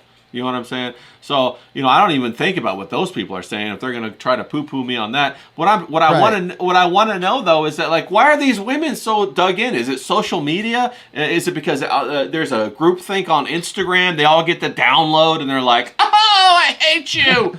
They all get those nose rings, and it's like their little antenna. They've lost the ability. These women have lost the ability to think for themselves. It's all groupthink.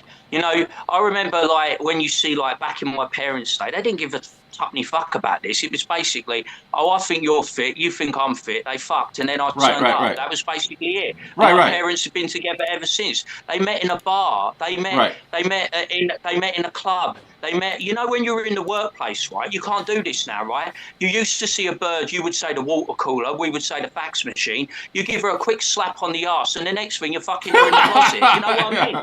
It's like, there used to be, there's all these rules now. Women, they brought in these, like, rules where you have to say the right thing. You have to do the right thing. There's all these tribunals now where if you they call it harassment, don't they? If you don't know when you can talk to a bird or chat her up or give her the fucking thing. I'm flirting with birds 24/7 online, and I don't give a fuck, mate. I don't care.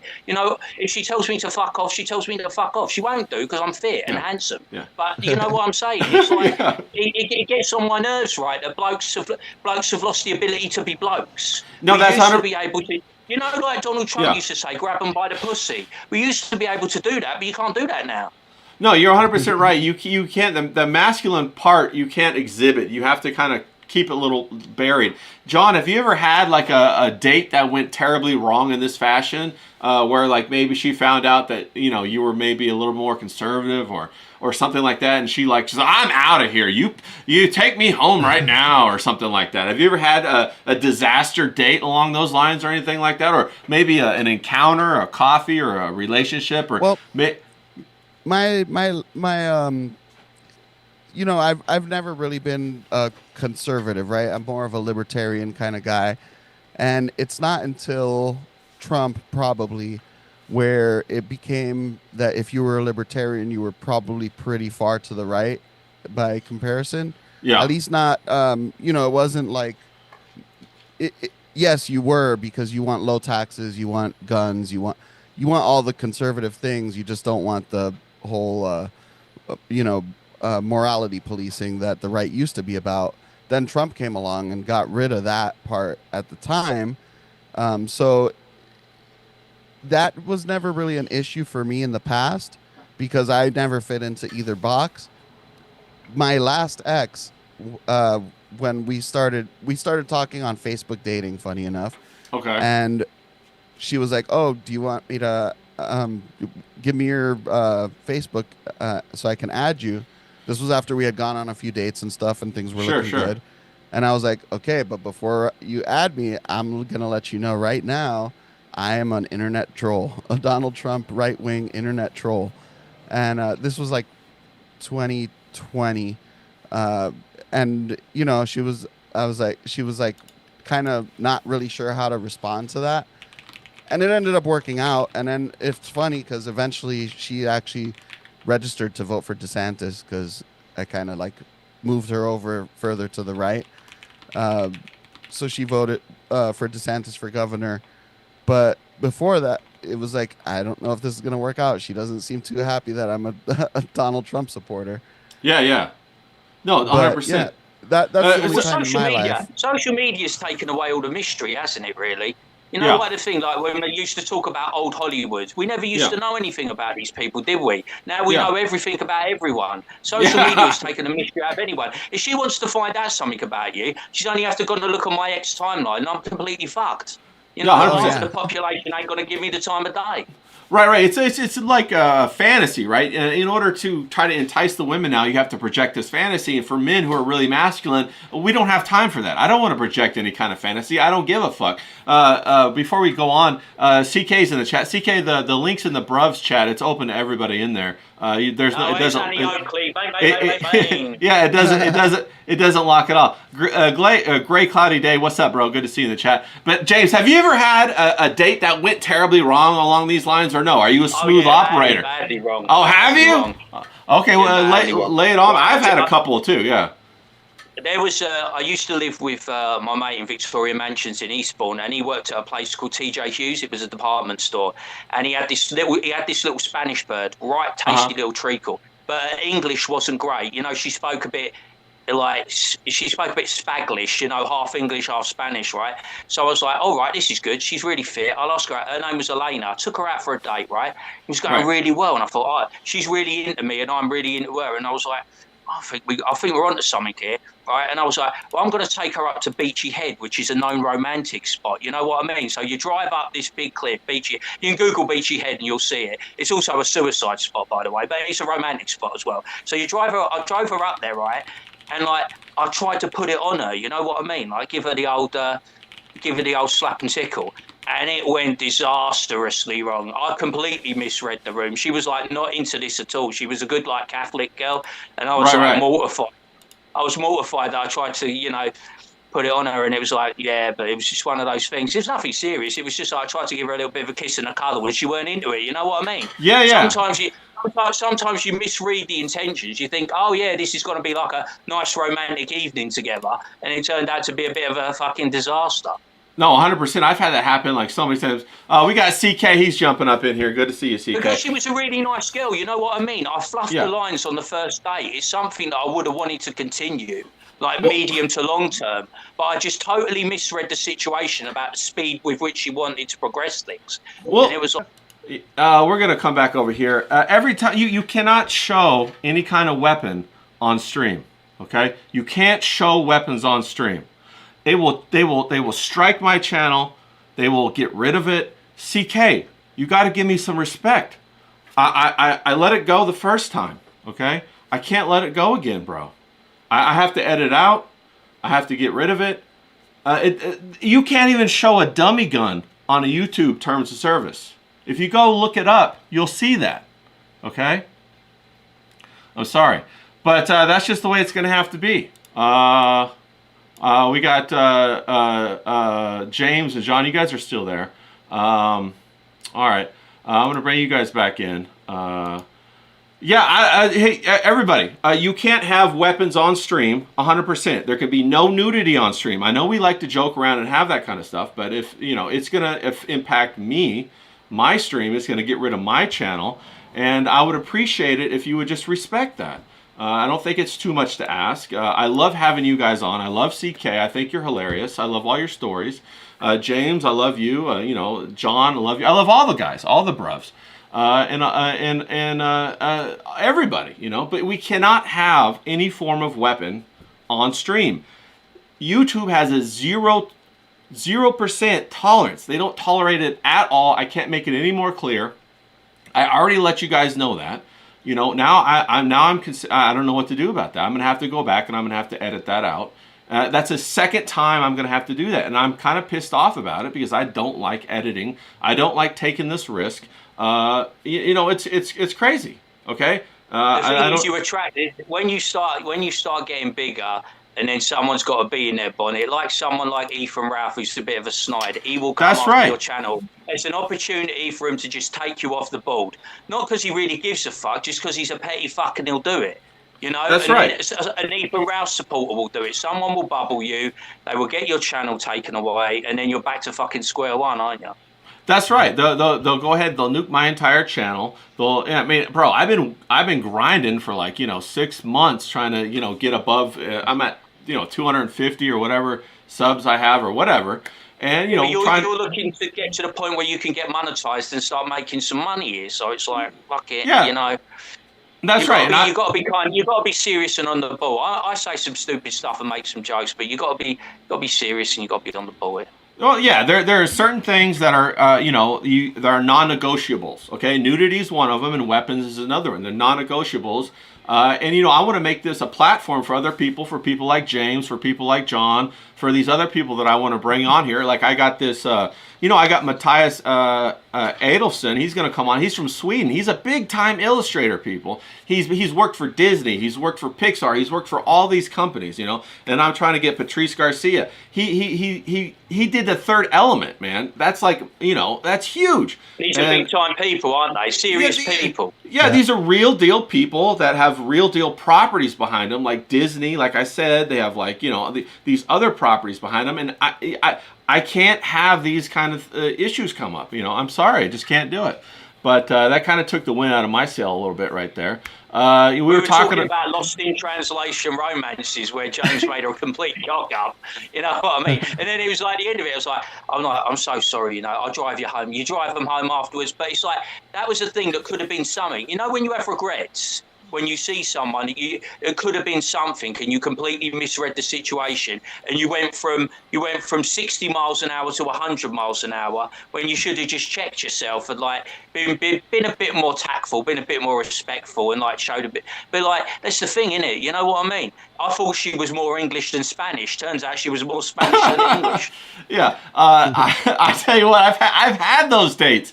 I remember I went on a date with this girl one time in LA, and she was a model, right? And we had a good interchange, and then she found out that I didn't work in the industry, bro. And she ghosted me, never called me back. She just went outside and caught an Uber. I thought she went to the bathroom, and she just disappeared. And I said, I sat at the table for like 20 minutes wondering, well, is she okay? Where'd she go? And I was texting her and I never heard back. And then I finally caught the hint and just left. That's the games I've never experienced, because you live in California. There's and I've lived in London, born in London, but it's like I've never really had that power dynamic where they want someone that's got something to get them somewhere.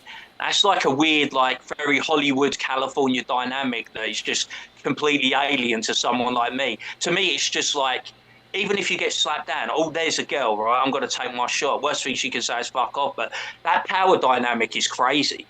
Yeah. 100%. They're very hypergamist here. If you don't know what that means, they very much want to do things to pull themselves up the social ladder and try to get on a show. Or I think about Meghan Markle a lot. She was on that that show with the briefcases.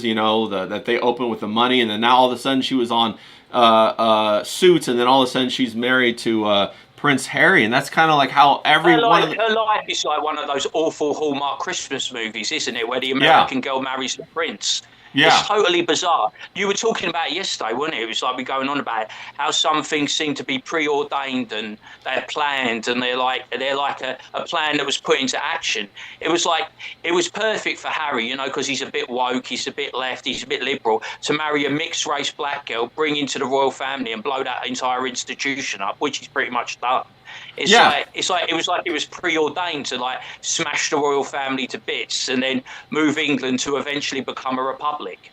Yeah, you're 100% right. I wonder if that's happening. If that's the course of action going on. Yeah, because most of the people in this country are anti-monarchy and they want a republic.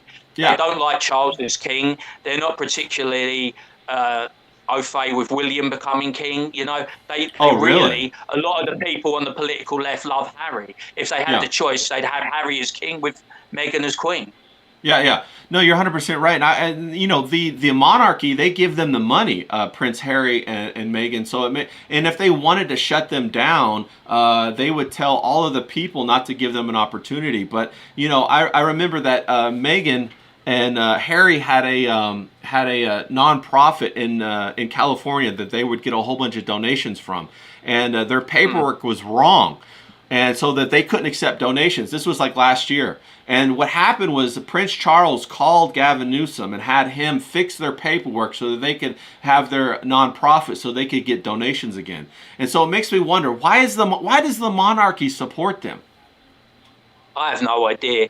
It's a weird thing. They even like there's this conspiracy theory going around that Prince Charles is a secret Muslim.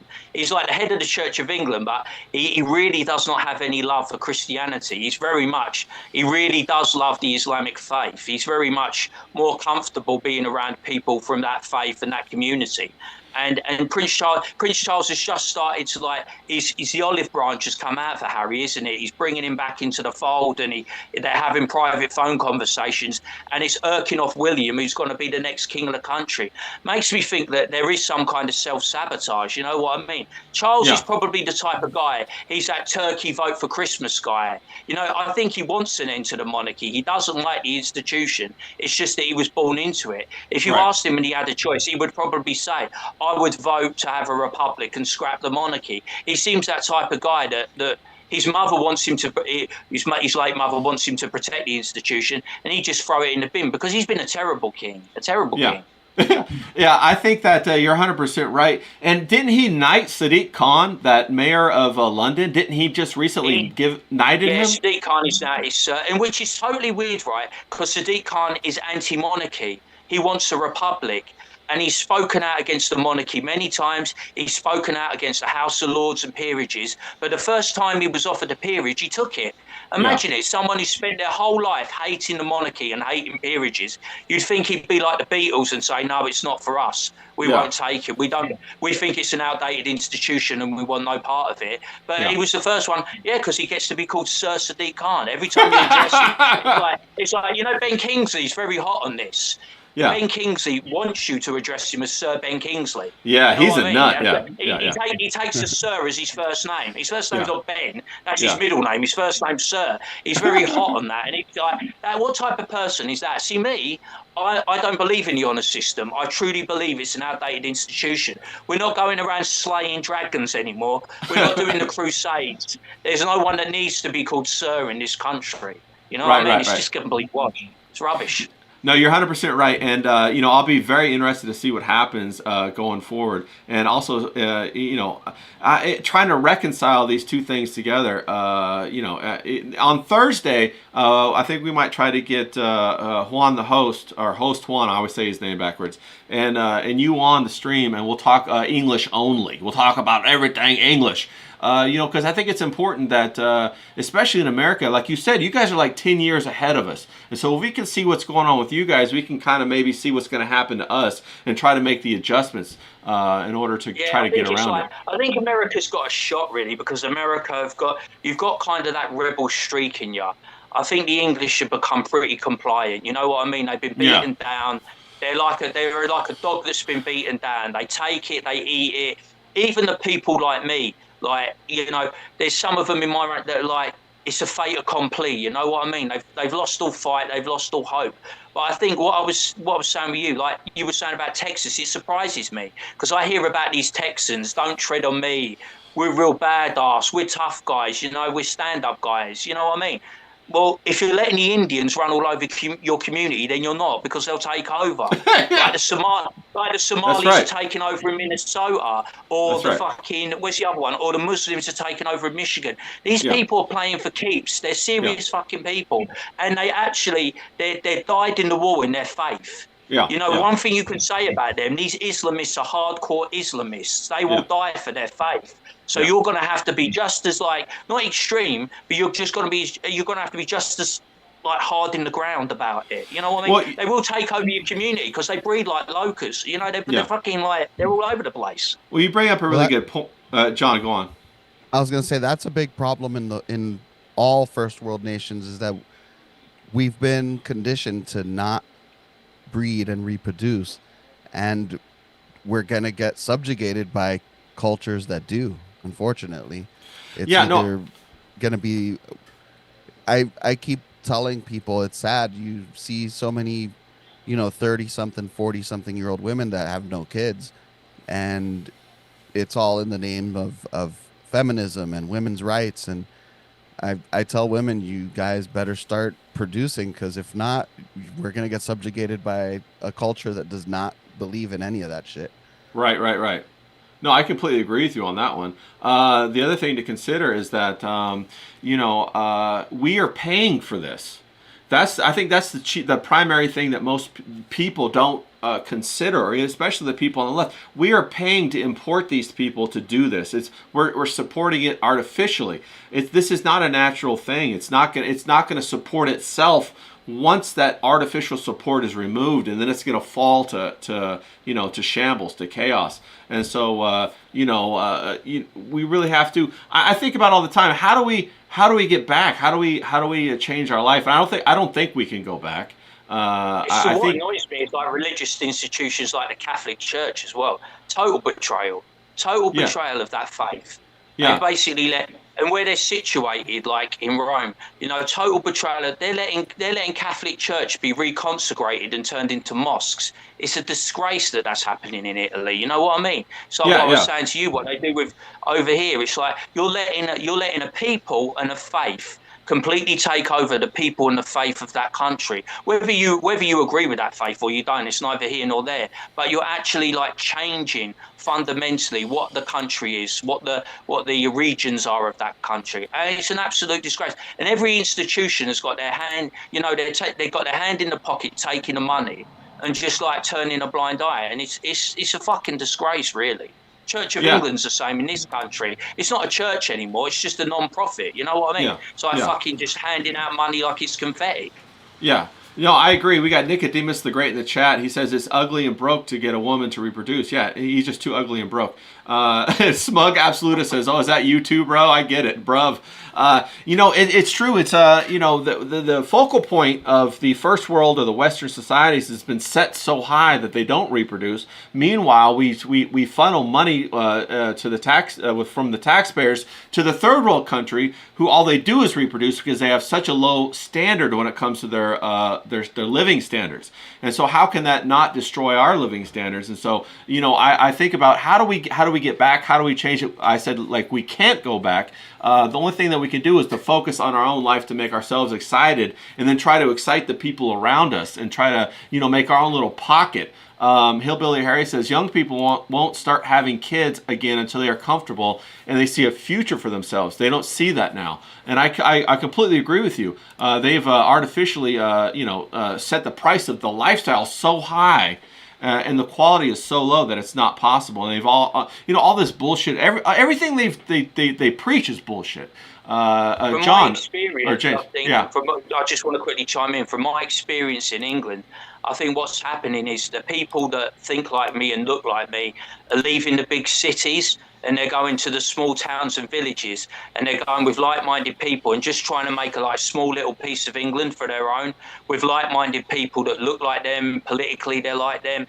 And we're just having to find little corners of the country now where we can live the life that we want. Like you said, live a life like we want to live, as far away from the government's hand and mass influence of mass migration as you can. You're just having to find these little pockets in villages, in small villages, in towns. Yeah, and I do. We're coming back to you, John. I do really think that it has to do a lot with men, where they put their focal point and their attention.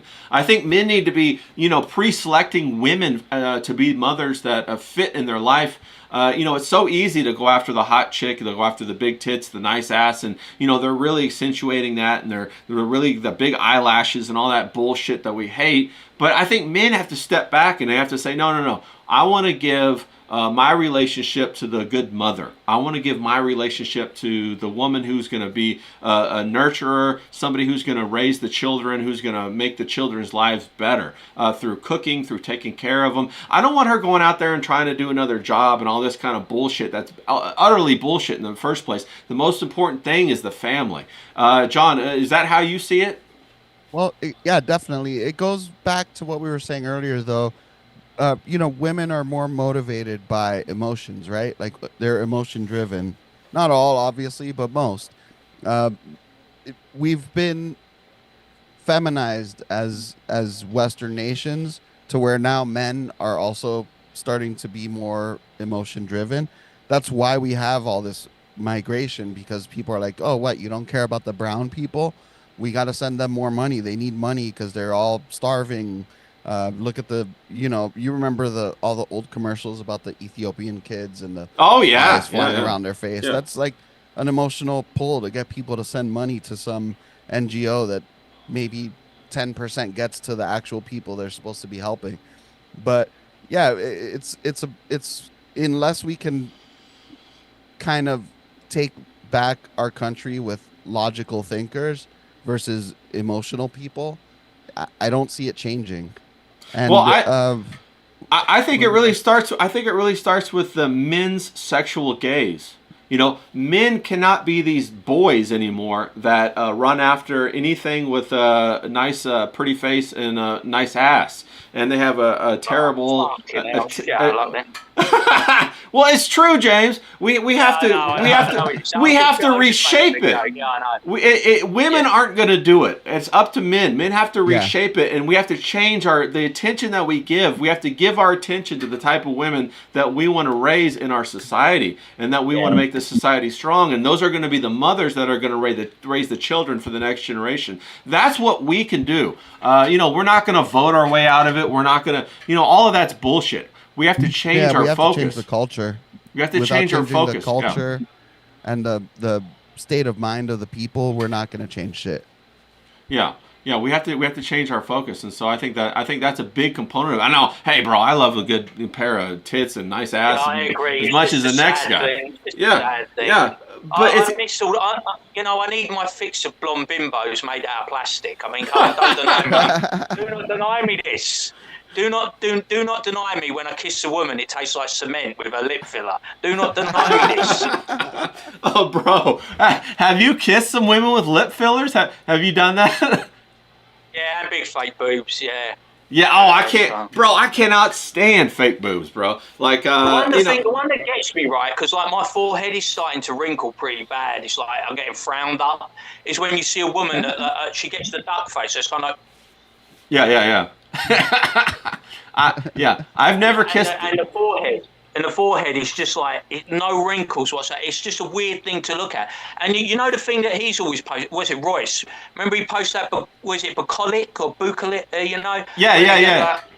Yeah, so they get that fat taken out. The girl from the, what's it called? With, the Boys. superhero thing. From the boys, yeah. Oh, man. The boys, She was so better.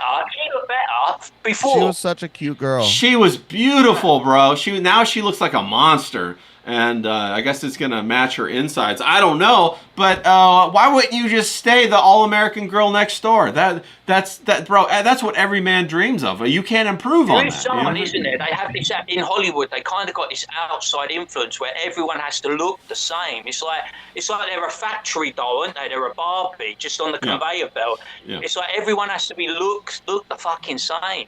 No individuality anymore. Well, I have a theory that they have to sacrifice their beauty to go higher. Some of this mystery religion bullshit. What do you think about that, John? Oh yeah, no, definitely. It's again, it's like a play on the women's emotions, right? Like, oh, you're not. Back in the day, it was like about the skinny supermodels. Remember, like these little string bean looking women that didn't look like women; they looked like little boys, really, and they got women into like bulimia and anorexia, right? They screwed up their minds with that, and now it's the plastic surgery. And it's funny, like the ROTC guys are always saying, like, basically they're convincing women to make themselves look like transgender people, and it's true. Once you see it, that's you true. Can't unsee it. No, it's true, and they're trying to they can't make the men look like women. So what they're doing is they're making the women look more like men to kind of narrow that gap. So that it's harder to tell now, it's not the same as ours, though. Is America the same as England? Because in England, we literally have to worship at the altar of transgenders and she-males and drag queens. We have to treat them like they're a higher station of woman, that they're the ultimate woman. You know what I mean? That's how our country's gone. We have to treat them like they're something that they're not. They're fucking fella.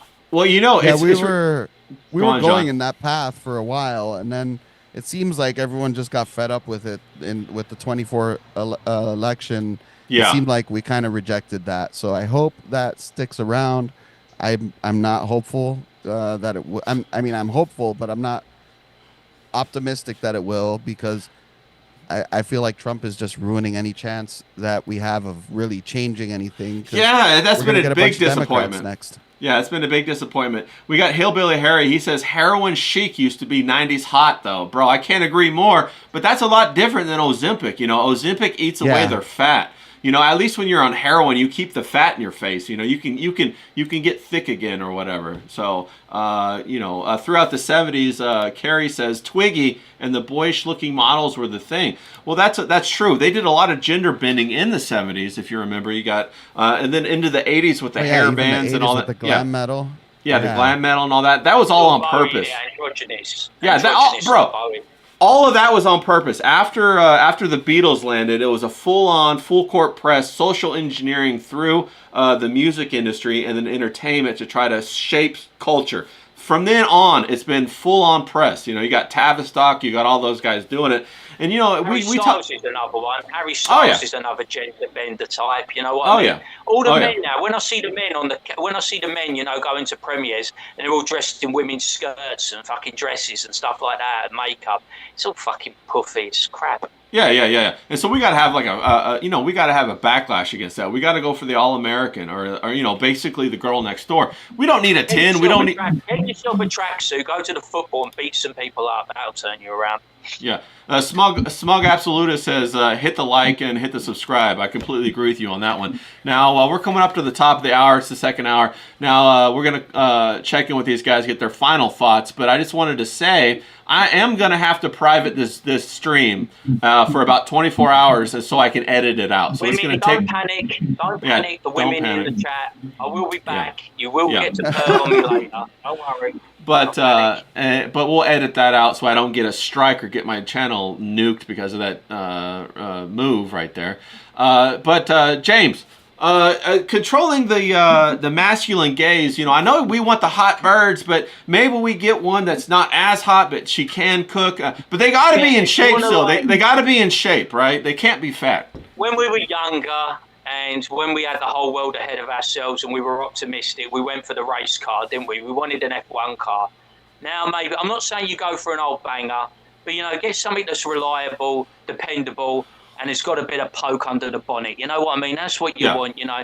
Someone who's got a bit of cheek, a bit of charm. You come back home, give her a slap and a tickle for dinner. You know what I mean? Bit of cheeky. You know, there's plenty of good-looking birds out there. You know, they're all in the chat. They're all, like, lusting after me. It's just one of me, darling.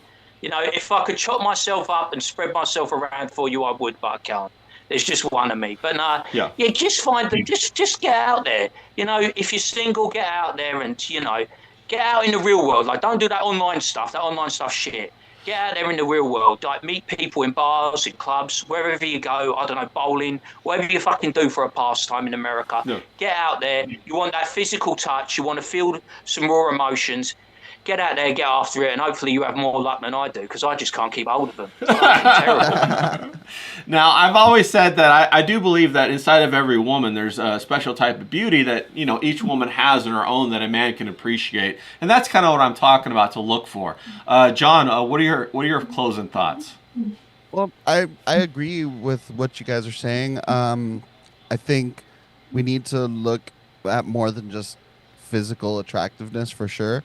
And I think we need to just, as guys, kind of like work on ourselves, make ourselves someone we would want to date. A couple of guys in there were saying, I'm too ugly, too broke to find someone. Well, get to work, go to the gym, get out there, work hard, make more money. It's all doable. You just got to really put your focus on it. Yeah, I definitely think that you should work on making yourself the best you possible, and then everything else branches out after that. I've always been a firm believer is you take responsibility for everything. Everything is your fault, even the things that aren't your fault, because that means you have the agency to change those things. So you can change your entire life. And that's kind of what my little mantra is all about. And I just want to say, hey, thanks to everybody who popped on here. Thanks, James. Thanks, John. Thanks, CK. I'm gonna go. We're gonna have a great time tomorrow. We're gonna do a little bit of that dumped cooking, and we're gonna have fun with that. So thanks for everybody for coming by. I am gonna have to private this though, like I said, to edit it. But thanks guys. Knuckles up. Appreciate you guys. Here, guys. Have See a you on kick-ass Wednesday. rest of the weekend. All right, later guys.